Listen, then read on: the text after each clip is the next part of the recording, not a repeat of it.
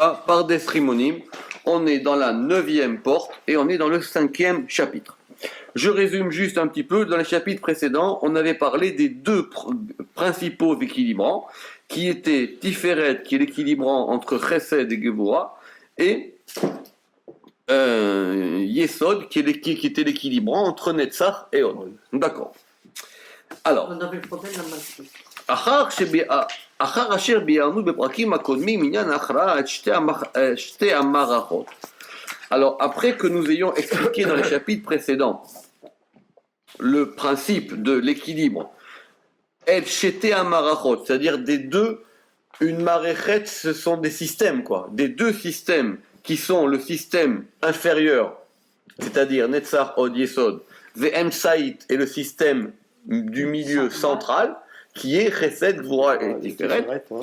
Raoui shenedagdek bemarechet ashlishit. Il convient que nous examinions scrupuleusement le troisième système supérieur à Eliona, chez M. Gimel Rishonot, qui sont les trois premières, autrement dit les trois séphirotes, les trois premières séphirotes.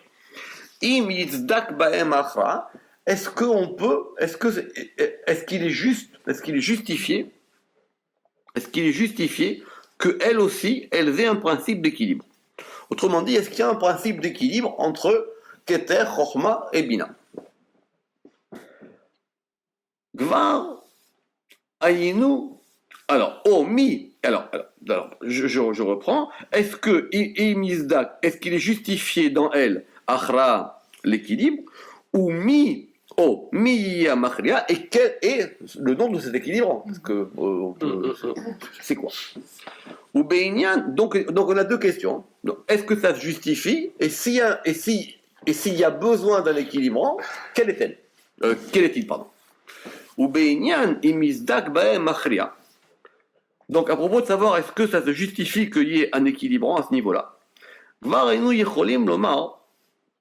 on pourrait déjà dire chez En Benehem Machria, qu'il n'y a pas entre eux d'équilibrant. Ve'enam Frichot, et qu'elles n'en ont pas besoin. Les trois séphirotes supérieures, elles sont tellement d'un niveau supérieur et élevé, elles n'ont pas besoin de principes qui les équilibrent. Et là, Ve'enam Frichot, elles n'ont pas besoin de lui. Pourquoi? Mipne et Yotam Rahamim Pishutim. Parce que ce sont des miséricordes simples, c'est-à-dire des miséricordes complètement déployées. Ça veut dire que pour équilibrer, il faut qu'il y ait un côté droit et un côté gauche. Il faut qu'il y ait un côté din et un côté chesed pour pouvoir faire un équilibre entre les deux. Or, en haut, tout est chesed. Comment vous voulez équilibrer entre le chesed d'en haut et il n'y a pas de principe là? V. Afilo Abina, et même la Bina, parce que la Bina, normalement, on considère qu'elle est sur l'axe de gauche, et qu'elle serait donc din, par rapport à Chorma, qui serait Chesed. Velafilo Abina, Ena Be'etsem din, elle n'est pas vraiment du din, la Bina. Et là, Besiba Ta'ashpa'a, elle a Gevura. On considère que la Bina est din simplement parce que c'est elle qui va influer vers Gevura. Mais en elle-même, la Bina, elle n'est pas digne. Comme nous l'avons expliqué, que des Pirachnou, Béchar, Maoud, Banaga, comme on l'a déjà expliqué dans la porte 8, on avait expliqué ça, que le Zohar, il dit que Bina, Dini, Mitari, Mina, que les rigueurs s'éveillent d'elle, ça veut dire que ça provient d'elle, mais c'est pas elle qui est. C'est pas son essence. Exactement. Donc, a priori, on pourrait dire qu'il n'y a pas besoin d'équilibre en haut, même si on considère qu'il y a de la droite et de la gauche, on n'est qu'au niveau du chesed absolu, et il y a peut-être évidemment des différences entre Keter, Chochma et Bina, mais il n'y a pas besoin là-bas vraiment de principe qui va équilibrer les choses. Mais malgré tout cela, yesh ksat smach, on peut trouver un peu d'appui, Mitor d'ivré à Rajbi, dans les paroles de Rabbi Shimon Yochai. N'oubliez pas que pour le Ramak, ce qui décide vraiment pour lui l'équilibrant de la Kabbale, c'est le Zohar. Donc il dit, on peut peut-être trouver dans les paroles du Zohar, des paroles de Rabbi Shimon Bar Yochai, chez En Srichim Achra, qu'il y a besoin aussi à ce niveau-là d'équilibrant. Comme nous l'expliquerons. Pourquoi? Mipnei she'em shorashim el ha'pe'ulot hamidgalot. Parce que ce sont, ces trois premières séphirotes, ce sont les racines des activités qui vont se dévoiler. Donc pourquoi? Parce qu'on avait dit avant que s'il y a un équilibrant dans la branche, il y a forcément un équilibrant dans la racine. C'était comme ça qu'on avait compris qu'il y avait un équilibrant par rapport à Netzach et Hod. Puisque la racine, c'était Chesed et Gvura. Donc il n'y a pas de raison qu'au niveau de la racine qui est en haut, il n'y ait pas d'équilibrant.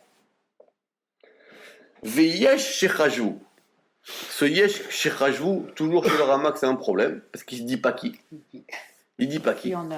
Et il y en a qui ont pensé, et il y en a qui ont pensé. Il dit pas qui. Hein. Donc ça veut dire, c'est forcément de la Kabbale antique. Mais alors, écoutez bien. Il y en a qui ont pensé. Et Yot Achorma Din Gamour. Que, puisque la Chorma, ça serait du Din absolu. Comment Chorma, elle est Din Gamour? Il va l'expliquer. Mais c'est une option de Kabbale antique. Et que le Keter, il est Rachamim. Et que le Keter, ces Rachamim sont des miséricordes. Ve'abina lo kolkach. Et l'abina, pas tellement. Elle n'a pas tellement de miséricorde. Lo kolkach. Je vais vous expliquer ça. Ve'i machriat ben chochma ve'keter. Et que la bina, elle serait l'équilibre entre chochma et keter.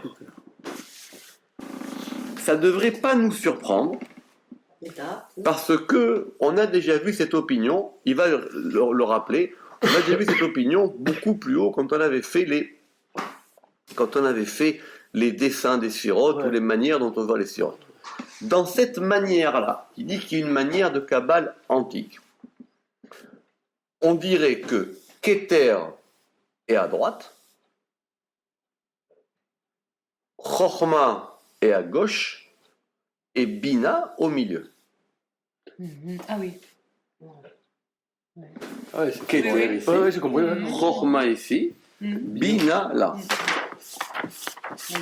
On l'avait déjà évoqué, il va le rappeler dans les lignes qui arrivent, il va le rappeler, et on avait parlé de là-bas, est-ce qu'il était d'accord avec ça, est-ce qu'il n'était pas d'accord avec ça, est-ce que... C'est quand on avait vu toutes les dispositions possibles. Tout à fait. En ligne, tout à fait. tout ça.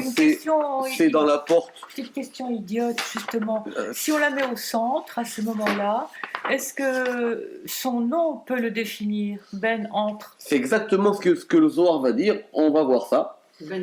On va voir ça. C'était ramené, c'était ramené dans le page Samerhet. C'était ramené dans Samerhet, c'est-à-dire dans Shar Shishi, dans le Perek Rishon, colonne de gauche. Vous voyez Samerhet, 68. Et juste à gauche, en dessous du dessin avec l'élément circulaire, vous avez un tout petit dessin. Samerhet, 68. C'est un tout petit dessin où vous avez. Oui, mais tu vois, j'y suis presque. Hop. Vous avez un tout petit dessin ici, Voilà. où vous avez Keter à droite, Chorma à gauche Bina au et milieu. Bina au centre. Ouais. C'est bien avant, madame. Samerhet. C'est bien avant. Par là. C'est bien avant. C'est côté Samerhet. Donc ça fait Keter, Bina et Chorma. C'est pour ça qu'on dit kolkar, parce qu'en fait c'est entre. Alors, non mais, il faut comprendre. Alors, si on regarde là-bas, vous allez voir, on va rentrer dans cette histoire-là. Mais, comment ça se justifie? Ça se justifie par le fait que Keter, on le met à droite, il n'y a pas de problème. Parce qu'on va dire Keter, c'est du chesed. Et Chochma, elle devient digne. Pourquoi elle devient digne? Parce qu'elle serait l'extrémité opposée de Keter. Et Bina, elle est entre les deux. Donc, dans cette configuration, Bina, elle serait l'équilibre entre Keter et Chorma. Autrement dit, Bina, elle passe sur l'axe Central. exactement. Bina, elle passe sur lequel l'axe. Bina, elle passe sur l'axe central. Keter, Chorma, Bina. Et le reste ne nous pose pas véritablement de problème. D'accord? Très bien. Alors, il dit, Yesh, donc, on revient à notre histoire ici. Pardon, Michael, mais il y a aussi cette... Opinion, on relit la phrase. Fin du paragraphe en bas. Veyesh shichashvu. Et il y en a qui ont pensé. Et yot ha-chochma din gamour. Puisque la chochma, elle est din gamour. Comment la chochma, elle peut être du din absolu? C'est une bonne question. Et que le keter, vea keter rachamim. Et que keter, il soit miséricorde. Vea bina, lo kolka. Et la bina, pas tellement. Vei mahreat. Et elle est un équilibre entre chochma et keter. Ve'amrou, et ils ont dit, donc on continue cette opinion, et ils ont dit, chez Keter, que Keter aime nekudot levanot, que Keter, il est fait de points blancs, tachlit aloven, ça veut dire dans le but de la pureté, de la blancheur, c'est-à-dire le plus blanc possible, keminyan Keter, au nombre de Keter. Keter, c'est 20, Tav, c'est 400, Resh, c'est 200. Donc, vous vous rappelez, c'était les 620. Donc, Keter serait fait de 620. Ça, ce sont des notions de Kabbale antique. Vous vous rappelez qu'on avait parlé des 620 colonnes de Keter. Vous vous rappelez des 620 colonnes de Keter. On avait parlé des ponts. On avait parlé... D'accord? Donc, ici... et cette opinion, et ils ont dit que Keter est constitué de points blancs qui sont d'une extrême blancheur, voilà, d'une extrême blancheur, et qui sont au nombre de 620. Et la Chorma, elle est composée, elle, de 32 points, puisqu'on dit que la Chorma, elle a Lev Netivot, donc elle a le chiffre de 32 est lié à Chorma, et la Chorma, elle est composée de 32 points, Adoumot, qui sont rouges, donc de la couleur de la rigueur, Tachlit Aodem, d'une extrême rougeur, et la Bina, elle est composée de 50, vous savez que Bina, le chiffre qui lui correspond, c'est 50, ce sont les 50 portes de la Bina, et la Bina, elle est composée de 50 points, Notot qui penche, El à Odem et El à Loven, qui penche vers le rouge et vers le blanc. Donc, on a à droite du blanc pur, à gauche du jaune, du rouge pur, et au milieu, la Bina qui fait l'équilibre entre le rouge et le blanc. Veine, qui va nous pirouche et yotabina, et donc maintenant ils ont donc voulu indiquer par cela, donc ces auteurs anonymes qui ne citent pas, pirouche de façon claire, et yotabina, que la bina, elle est machriat, elle est un équilibre entre chorma et keter. Ok? On est toujours dans l'examen de cette opinion. Veratsu, et ils ont voulu, toujours eux. C'est intéressant, mais vous savez quoi, il n'y a pas de travaux qui ont été faits là-dessus. Rien. C'est ce que tu disais l'autre jour. Là. Rien. Faudrait savoir qui sont personne l'a fait. Oui, c'est un travail énorme. Mais le Aodem, c'est pas une allusion. On ne peut pas le lire comme une allusion à Edom. Ça c'est connu déjà, dans le Midrash. Parce qu'il a appelé Ésaü, Ésaü il était rouge, et donc c'est pour ça qu'après son nom est devenu Edom. Ça c'est marqué même dans la Torah et dans le Midrash. Mais, je veux dire, il y a tout un travail à faire sur les sources de la Kabbale antique dans le Pardes Chayrim, parce qu'il ne les cite pas. Alors, et donc, Veratsu, c'est-à-dire, et eux, ceux-ci, ces auteurs anonymes, ils ont voulu les Istaya. C'est-à-dire quoi, les Istaya? Ils ont voulu céder. Ils ont voulu un Siya, comme on dit Seata d'Ishmaïa. Ils ont voulu avoir un appui. Ils ont voulu Oui, justement. céder Exactement. s'entraider. S'entraider. Ils ont voulu s'appuyer, Mishema, de son nom. Du nom de qui? Du nom de qui? De la Bina. Ils ont voulu s'appuyer de son nom, de la Bina. Pourquoi? Parce qu'elle s'appelle Bina. Milachon Bain, et que dans Bina, il y a le principe qu'elle est entre. Autre accord? Bina Milachon Bain, comme il est écrit, Ish Abenaim, l'homme qui est entre les choses. Ish Abenaim. Donc que Bina, c'est un principe d'intermédiaire. C'est un principe d'entre les choses. Est-ce que moi, mais le Ish, est-ce que c'est une allusion au Benoni? Non. Pas du tout. Isha Benaim, non, Ben, parce que ici on retrouve bien les lettres Bet, Nun, d'accord? Bina, on retrouve bien qu'elle est entre les choses. C'est comme entre les morceaux. Tout à fait.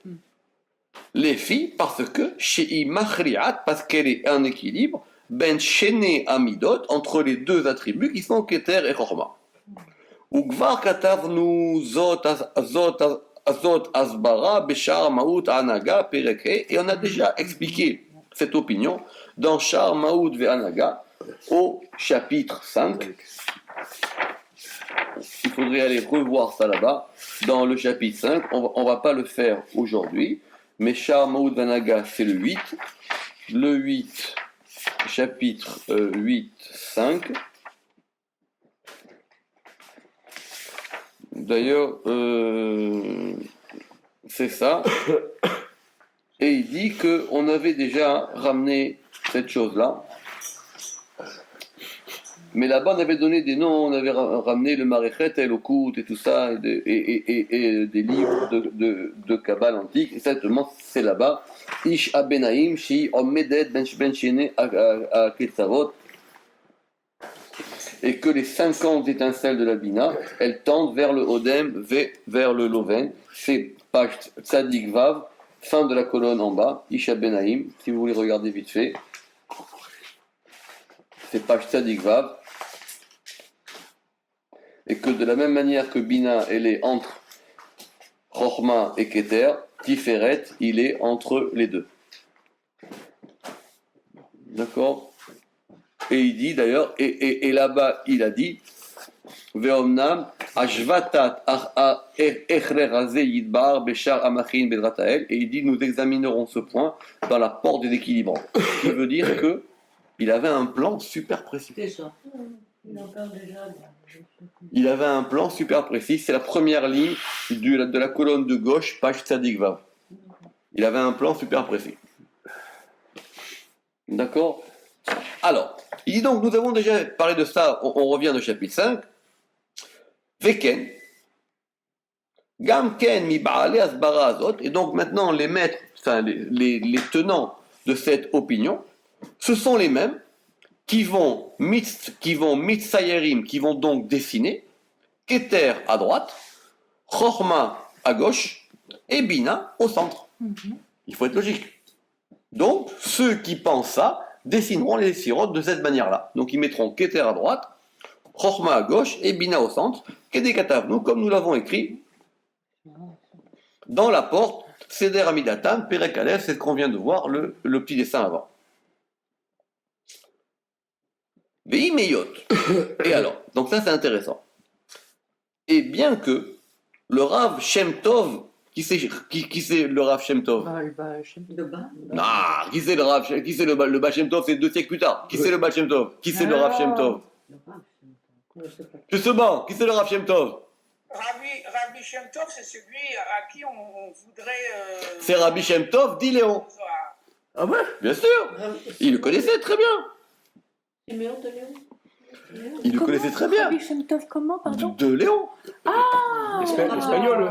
Mais bien sûr. Enfin, il le connaissait. Ouais. Il y a quand même... Oui, il avait mis les textes il y a au propre 2 siècles avant. il y a 2 siècles, il y a 2 bons siècles entre deux. Mais donc il connaissait. Moshe de Léon. Tout à fait, bien sûr. C'est Oui, Moshe c'est d'ailleurs. D'ailleurs, l'une des preuves de Léon. qui est avancée pour dire que cette histoire de l'attribution du Zohar à Rabbi Shimon de Léon est fausse, c'est que le Ramak, pour lui, qui cite souvent des Léons, ça lui vient même pas à l'idée que ce soit lui l'auteur. Ouais, bien sûr, c'est juste celui. Non mais, il le connaissait. Il le connaissait, donc il avait déjà lu ses livres. Bon, peut-être pas tous, peut-être qu'ils n'ont pas tous circulé, il faut qu'ils arrivent les livres d'Espagne 2 siècles plus tard là-bas à Tzfat, mais bon, admettons. Donc il dit que Rabbi Shem Tov, il avait déjà voulu renverser cette opinion, Alpi Darko, selon sa manière, comme nous l'avons expliqué là-bas. Mais bon, le Zohar, le Ramak, il va quand même faire une concession. Et il dit, Veyesh ksatz smach el hadat hazeh, il y a quand même dans le Zohar quelque chose qui pourrait être un appui à cette opinion. On lit la phrase Veyesh ksat smach el hadat hazeh, il y a un petit peu d'appui à cette opinion dans le Raya Memna, dans le berger fidèle, qui est l'une des parties du Zohar, c'est-à-dire ce sont les discours qui sont dits par Moshe, puisque c'est lui le berger fidèle. Dans Parashat Pinchas. Alors, on va faire ce Zohar qui est un peu compliqué. De quoi il parle ce Zohar? Il parle d'un verset. Et ce verset, il dit Va'ani betor ha'agola. C'est où ce verset? C'est dans... Tout à fait. Et il dit Va'ani, et je suis betor ha'agola, et je suis betor à l'intérieur de l'exil, al-Nahar, sur le fleuve qui s'appelle le fleuve Kevar. Kaf Betresh, on va y revenir. Ça est, non? Quoi? Pourquoi Kevar? C'est le nom de ce fleuve. Oui, mais c'est Al-Nahar Kevar. Kaf Betresh. Ah bon, non, On va venir. je vois pas de rêche, moi. Moi non plus, mais eux, ils ont imprimé un et. Moi, j'ai un Non, et- Va'ani betor hagola, et je suis betor hagola, je suis à l'intérieur de la gola, et je vous donne la suite du verset, si, sinon on ne peut pas jusqu'au bout. comprendre. Ah oui, qui n'a Il pas suppose écrit. connu. Voilà. qu'il Ah oui, continue. pardon, on cherchait dans le C'est livre. pour ça, après, il fait da. Ok. Il va expliquer. Alors, Va'ani betor hagola, ça veut dire quoi? Et je suis à l'intérieur de la gola, de l'exil. Qui c'est qui parle? Dashrinta, c'est la Shekhinah qui parle. Pourquoi? Ba, Kutsha Berechu, en elle, le Kutsha Berechu, le Saint béni soit-il, Achid, Vav, il a unifié le Vav, Betosefet Va'ani, dans l'ajout de Va'ani. Parce qu'il n'y a pas marqué Ani, il y a marqué Va'ani, et moi. Ani, c'est la Shekhinah, et Vav, c'est Tiferet, c'est Kutsha Berechu. Donc Va'ani, et je suis dans l'exil, c'est-à-dire Dieu et la Shekhinah, on est ensemble dans l'exil. D'accord? Betosefet Vav. Et c'est quoi? Iou Nahar Tzadik, c'est le fleuve, Tzadik, le juste, Chai Almin, le vivant des mondes, ou celui qui vivifie les mondes selon les versions. Et donc on revient à notre verset, Venahar, le verset connu, Venahar Yotse Me'Eden, et il y a un fleuve qui sort du Éden, les Ashkot et Agan, pour pouvoir abreuver le jardin. Alors, Maï Eden, c'est quoi le fleuve? Pardon, c'est quoi Eden? Maï Eden, c'est quoi Eden? C'est l'un des Zohars centraux sur cette histoire-là. C'est l'œil, c'est la source, c'est la porte. Maï Eden. Donc, on va voir dans ce verset, on veut comprendre ce verset. Alors maintenant, comment on est passé du premier verset, comment on est passé du premier verset au deuxième verset, c'est le Rama qui va expliquer le cheminement du Zohar. Parce qu'au début, on a voulu expliquer Va'ani betor hagola. Et moi, je suis dans la gola. Le Zohar, il a dit que Va'ani, c'était Vav et Ani. Ani, c'est la Shrina. Et Vav, c'est Tiferet, c'est Kutsha Berechu. Donc, Vav et Ani sont ensemble. Betor hagola, dans l'exil.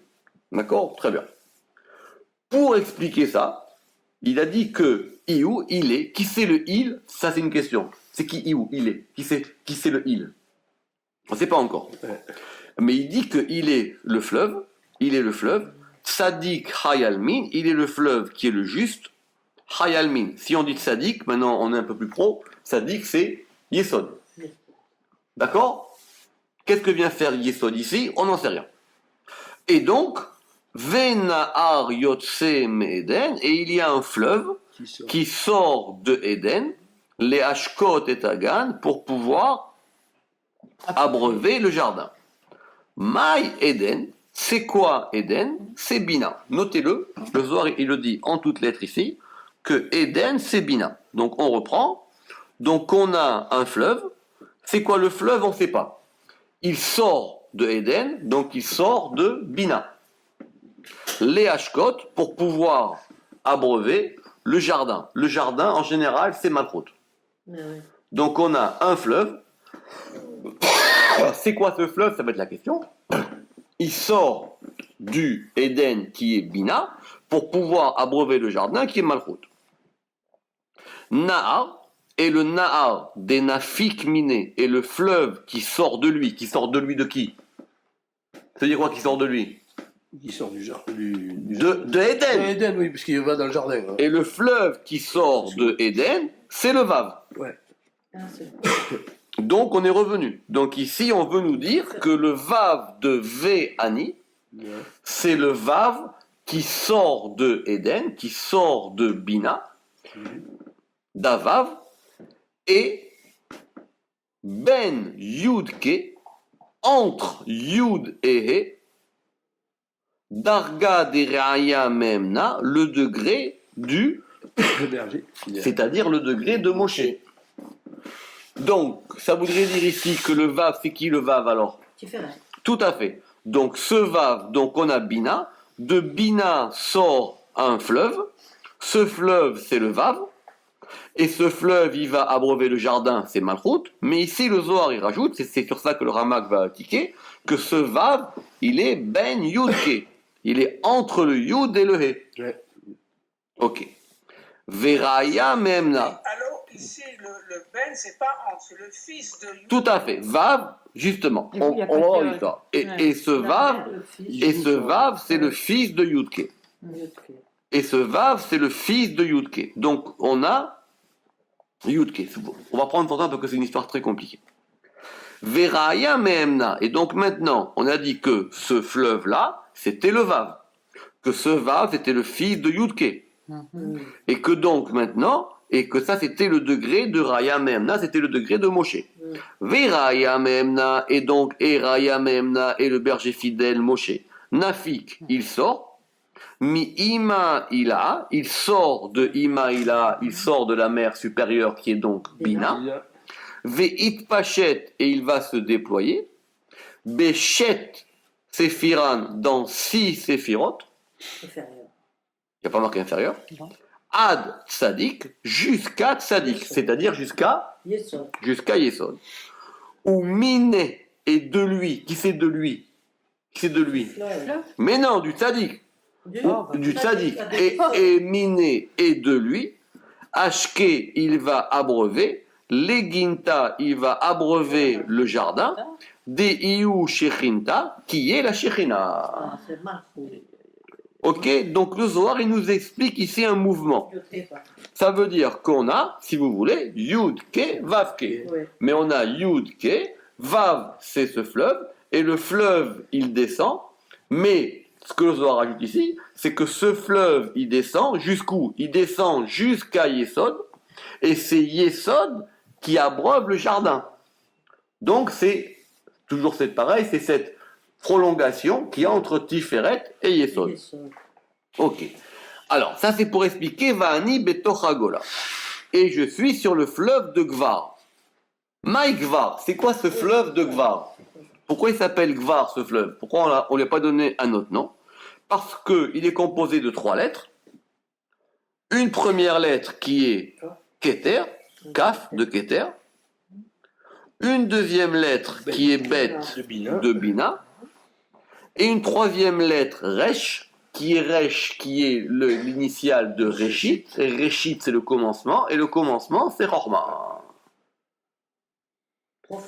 Keter mi-mina, Keter à droite, Chorma à gauche, Bina au milieu. Donc il dit, écoutez, je veux bien tout ce que vous voulez, ça me plaît pas, mais c'est marqué dans le Zohar. Il y a une preuve dans le Zohar. C'est marqué ici en toutes lettres, Keter à droite, Chochma à gauche et Bina au milieu. Donc, j'ai un problème. Ah oui. Il est honnête avec le Zohar. Il dit voilà, même si cette chose-là elle me semble un peu difficile, mais il y a bien un passage dans le Zohar où c'est marqué que Keter il soit à droite, Chochma elle est à gauche et Bina Mais c'est, elle est... c'est dans la mesure où tout est dynamique là-dedans. C'est peut-être. D'accord. C'est un moment, c'est comme une Alors. photographie là. D'accord, mais il y a bien, Ouais, c'est par un rapport à. instantané Ouais. où Colle il y a pas la bien question, c'est- un instantané où à un moment on va voir Keter à droite, Parce que. Chochma à gauche. Qui est l'absolu du din. c'est- Exactement. Ça fait drôle. Moshe. Parce que Moshe ici, alors c'est une bonne question, parce que Moshe c'est l'intériorité de Tiferet. Ah, je sais pas. Alors, Rechev Leela, et donc il y a donc un Rachab, et donc, alors, on va inverser les lettres maintenant, donc puisque ces lettres-là de Gvar, c'est les mêmes lettres que Rechev, et Rechev c'est quoi? C'est le chariot. Ouais. Rechev Leela, un chariot en haut, les Ila Tailot pour la cause des causes, c'est comme ça qu'on désigne le Ensof. Esser Sephiran, 10 Sephirot, Kullehu Itkalelu, elles sont toutes totalisées Benahar dans le fleuve, des Iou Itpachet qui va se déployer, jusqu'au Tzadik. Et le Tzadik, vous savez comment est-ce qu'on nomme le Tzadik? Le Tzadik, on le nomme Kol.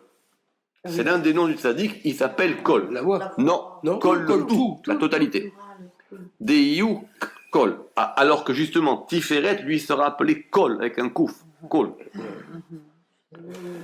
Kol, Kalil Kula, qui contient tout, ou Begine Ukmua, et à cause de lui, on a établi, Ilana Rabba Betakif, qu'il y a un grand arbre et puissant, ou Mine Taliakula, et de lui, tout dépend. Adkal Nishono, fin de ce Zohar. Donc, on va maintenant s'attaquer à ce Zohar. Ou Pirouche Beor Amamar Azé. Et on va expliquer maintenant à propos de ce passage du Zohar, que donc on a le Keter, il est à droite, qui est à Keter El Ayamin Besod Chesed Ve'aloven, que Keter, il est à droite dans le mystère du Chesed et de la blancheur, que Chochma, elle est à gauche dans le principe du din et de la rougeur, et Bina Be'emsa, et Bina elle est au milieu, dans le principe, dans le sod, dans le secret du Rachamim, de la miséricorde, à Machri'in, qui pour équilibrer entre la droite et la gauche. Donc il dit, voilà la seule preuve que peuvent se mettre sous la dent, dans le Zohar, les tenants de cette position, qui ne me pose pas tellement un problème par rapport au fait que il y ait des équilibrants, et qui me pose un problème par le fait que du coup, Bina deviendrait centrale alors que Chochma passerait à gauche. C'est la question. ולהאמין שיהיה המאמר הזה מלמד לנו על העניין הדין והרחמים וההכרעה אין ראוי. Maintenant il dit croire que ce passage pourrait nous enseigner que il y a le principe du din, de la rigueur et de la hamim et de la miséricorde et de l'équilibre. Il dit c'est pas correct. Pourquoi? Parce qu'on a déjà prouvé dans Shar Maoud Vanaga, dans la porte 8, que le Keter, il est Rachamim Peshutim, que le Keter fait de la miséricorde pure, et que Chochma aussi, Vechen Chochma Rachamim, simplement, Velo Kerachamé à Keter, simplement, c'est pas la même miséricorde que Keter. Vechen Bina, et de la même Bina, elle est aussi de la miséricorde, Vechen Bina, elle est Rachamim. Velo Kerachamé à Chochma, mais pas comme Chochma. Mais on a 3 degrés, Keter, Chochma, Bina, qui sont de la miséricorde pure. Bon, il y en a un plus que moins que l'autre. On est tout là-haut, quoi. Mais, donc comme ça. Donc il a dit maintenant, comment le Zohar, il peut venir ici, comment il peut venir ici nous remettre ça en cause. C'est intéressant encore une fois parce que ça veut dire que,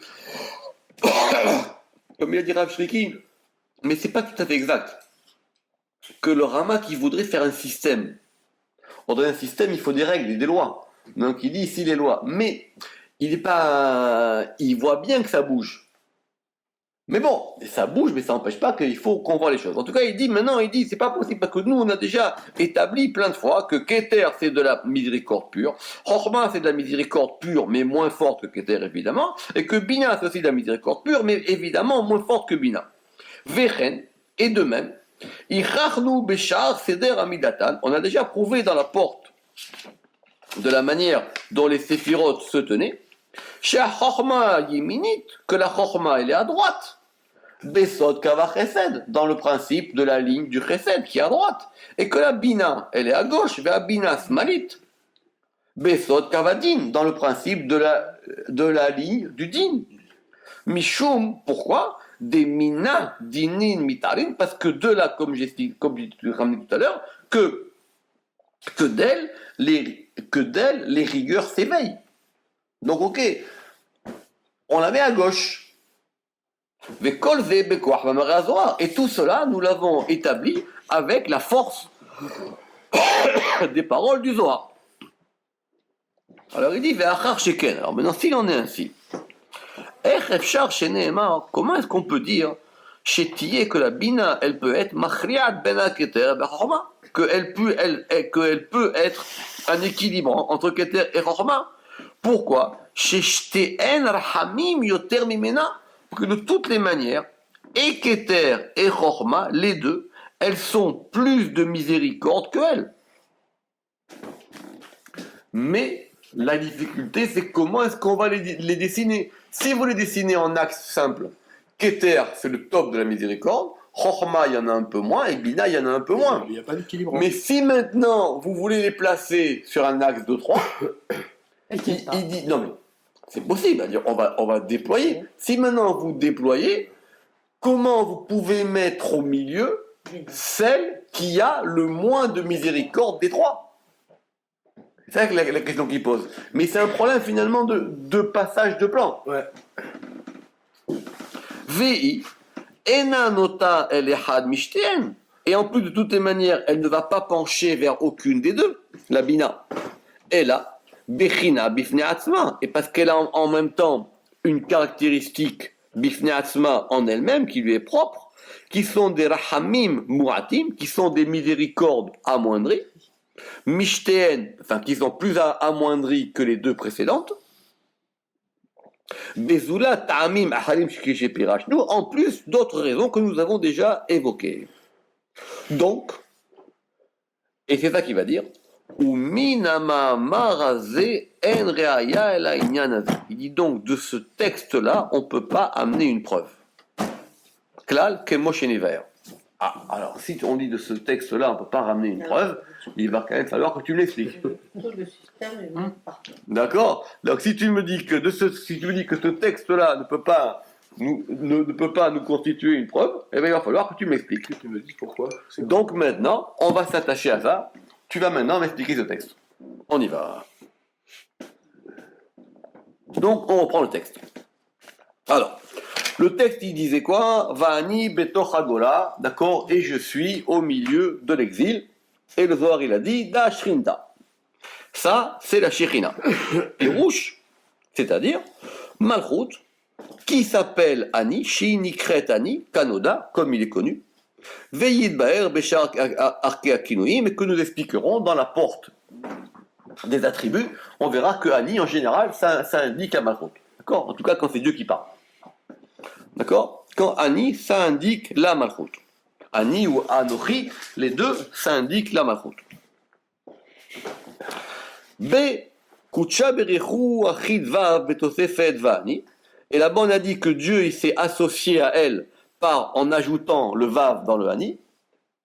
Pirouche, parce que le Vav de Veani, le Pirouche, alors chez le Vav de Veani, Yirmoz, il est une allusion à Tiferet, à Meyuchad Imam Malchut, qui est associé, unifié avec la Malchut. On a Ani et Vav, on a mis Veani ensemble.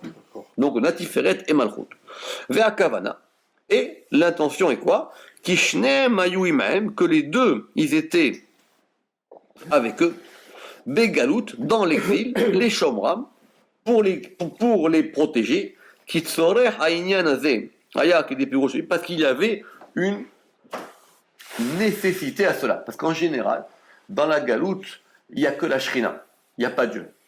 Koucha Berichou, il n'est pas avec la shrina. Le principe même de la galoute, c'est qu'ils sont séparés. Le principe même de la galoute, c'est qu'ils ne sont pas ensemble. Or, ça, il dit que c'est expliqué là-bas dans le Zohar de Lech Lecha et au début de Shemot, parce qu'il dit là-bas, c'était un truc très particulier, et que dans cette galoute-là, ils sont descendus ensemble, et Dieu et la Shrina. En général, dans la galoute, il n'y a que la Shrina. Il n'y a pas Koucha Berichou. Qui a névoa azot, parce que cette prophétie, Tsorer Sha'aïta, c'était une nécessité du moment. C'était une nécessité de l'heure. C'est-à-dire qu'on avait besoin à ce moment-là qu'il y ait Dieu et la Shrina avec eux dans la galoute. Tsorer Sha'aïta. Donc, ça c'est pour expliquer pourquoi il y a marqué Ve'ani. Maintenant, comment le Zohar il est passé de ce Ve'ani Betoch Hagola, que c'est un Vav avec le Ani, à revenir à notre histoire du fleuve. Très bien. Alors on a dit là-bas, Yunar Tzadik Chai Almin, c'est le fleuve, le Tzadik qui est le vivant des mondes. Pérouche, c'est-à-dire le Nahar, Aniskar Bapasuk, le Nahar qui est mentionné dans le verset. Ou Tzadik, il est le Tzadik Chai Almin, le Tzadik, le vivant des mondes, qui est le Yesod. Donc Tzadik en général, c'est Yesod, ça on ne peut pas se tromper. Maintenant, comme le Ramak est un grand lecteur, il dit, mais quand même, on aurait pu dire simplement Tzadik. Pourquoi est-ce qu'on a rajouté Tzadik Chayalmin? Pourquoi est-ce qu'on a rajouté Tzadik, le vivant des mondes? Vekiven lechanoto beshem Chayalmin. Et on a voulu maintenant le nommer, en fin de compte, il faudrait dire Chayalmin. Et on a voulu le nommer celui qui vivifie les mondes. Les filles chez Kavanato, Lomar, parce qu'ici, dans notre contexte, on veut dire que c'est lui, Lomar, chez Umashke et Tagan. Parce que c'est lui qui abreuve le jardin. Donc c'est pour ça qu'on a rajouté Chayalmin. Pour nous dire, c'est pas simplement le tzaddik. En général, c'est le tzaddik ici qui va vivifier les mondes. C'est lui, vous vous rappelez que le tzaddik, c'était celui qui était le jardinier. Vous vous rappelez, on a vu ça plus tard. Donc, et c'est pour ça, Ve'ainu Kinuyav, et c'est pour ça qu'ici, on lui a attribué ces attributs de Chayalmin, de vivant des mondes. Chez Pirouche, parce que ça indique chez Unoten, chez Fa Vehayut, l'école Alamin. Parce qu'il donne du Shefa, il donne de l'influx, Vehayut et de la vitalité à tous les mondes. Ok? Donc ça, on comprend. Vekavanat Akatuv, et l'intention du verset, Shera Malchut Miyuchad Imatiferet. Parce que quand on a dit Va'ani Betoch Hagola, on a dit qu'il y avait le Va avec le Ani. Donc ça veut dire que Tiferet et Malchut étaient unis. Donc il a dit, c'est pour ça que l'intention du verset était de nous dire que quand on a vu que la Malchut elle était unie avec Tiferet, cela s'est fait à la Yesod. Cela s'est fait sur le Yesod, parce que c'est le Yesod, vous vous rappelez, qui permet les deux. Ouais, il fait le contact. Ouais. Kedarka, comme son habitude, Kodem a Miout, avant le Miout, ou Be'et a Yichud, avant le Miout et au moment du Yichud. Alors le Ramak, là, évidemment, il n'est pas gentil parce que ça va trop vite. Kodem a Miout, avant l'amoindrissement. L'amoindrissement de quoi? L'amoindrissement de la lune. Parce que la lune s'est amoindrie, et que si la lune s'amoindrit, donc Malchut elle devient en bas, donc Malchut elle ne peut pas s'unir avec Tiferet. D'accord. Ça veut dire ça, Kodem Amiyut. Donc ça veut dire que pour qu'il y ait une union de Tiferet et Malchut, il faut que Malchut elle remonte. Ouais. Or pour remonter, il ne faut pas qu'elle soit en bas. Or, pourquoi elle est en bas? Parce qu'à cause de cette histoire de la lune et du soleil, on verra ça si Dieu veut dans cette fameuse porte qui s'appelle Shar Meut Areach, où on reviendra à cette histoire de en long et en large. Donc ça c'était avant le Miout, ou Be'et Ayichud, et au moment de l'unification entre les deux. Alors maintenant, Venar Yotse Meden, ok, très bien, donc ça, ok, donc on a Va'ani, donc pour comprendre le Va'ani, on nous dit que ça se fait par le Tzadik, qui est le Chayalmin, donc c'est lui qui nourrit les mondes, et on revient dans notre verset, Venar Yotse Meden, et qu'il y a un fleuve qui sort du Éden. Maï Eden. Alors maintenant, le Zohar pose la question, il a dit, non, Maï, Maï c'est quoi le Éden? Maï c'est quoi? Kavanato bekol harichut hazeh. Alors il dit maintenant pourquoi le Zohar ici il a allongé, il a développé tout ça. Les filles chez Kavanato, les faresh nar betzadik et des pirachnu. Parce qu'ici on veut comprendre c'est quoi ce degré de nar. Est-ce que le nahar il est tzadik ou est-ce qu'il est tiferet? Vezeu dochak, et il dit ça rentre, c'est dochak, ça veut dire c'est difficile à admettre. Parce qu'en général, le fleuve, il est tiferet, il n'est pas yesod. Pourquoi chez Ikar, la shon nahar ou betiferet? Parce que l'essentiel de nahar, c'est tiferet. Chez Ikar, la shon nahar ou betiferet. Et en plus, Ve'od, chez Eno mityachev la shon yotse me'eden, parce qu'en plus, même si on dit que c'est Yesod, ça rentre pas dans le verset. On a dit que le fleuve, il sort de Eden. Le Zohar, il a dit que Eden, c'est Bina. Ouais. D'accord? Or, comment Yesod, il peut sortir de Bina? Yesod, il sort pas de Bina. C'est Tiferet qui sort de Bina. Parce que Bina, c'est la mère, Tiferet, c'est le fils. Oui, mais c'est le prolongement. Mais il y a bien un intermédiaire. Alors il dit Ki bishlama, parce que de toutes les manières, sur le fond, à Tiferet, yotsema mash me'eden. Parce que Tiferet, lui, il sort vraiment de Eden, qui sont les 3 premières séphirotes. Alors, le Zohar, quand même, il a dit que Eden, c'était Bina. D'accord ou pas? Le Zohar, il a dit Ma Eden da Bina. Le Zohar, le Ramak ici, il glisse. Parce qu'il y a d'autres Zohar qui va dire que Eden, ce sont les 3 premières séphirotes. Donc, soit Eden, c'est Bina, soit Eden, ce sont les 3 premières séphirotes. Aval a Yesod, Shen Gimel Asphirot. Michael, non, il ne dit pas ça. Hein. Il est sûr que Eden c'est Bina, et il dit les 3 premières peuvent bien sortir les 3 premières Hesed Gvura Tiferet peuvent bien sortir de Bina, mais pas Yesod. Non. Ki beshlama tiferet yotse mamash me'eden, chez N, qui c'est N? N, c'est Hesed Gvura Tiferet. Vous êtes sûr? Et pourquoi on les appelle les Rishonotes alors? Il s'agit elles sont Rishonotes par rapport à les Sahod. Bon, si vous voulez. Mais chez N, Gimel, Arishonot, qui sont les 3 premières. C'est pas quelqu'un de Chokhmah Bina. Non, mais sinon, il aurait dit chez où? Il aurait pas dit chez N. C'est parce que avant Tiferet, il y a Hesed et Gvura qui sont avant. Ouais, mais c'est assez docha quand même. Parce que chez N, ici, on a l'impression que Eden, ce sont les 3 premières. Bon. C'est un peu dochak, mais bon, j'entends ce que vous dites. Mais c'est un peu dochak.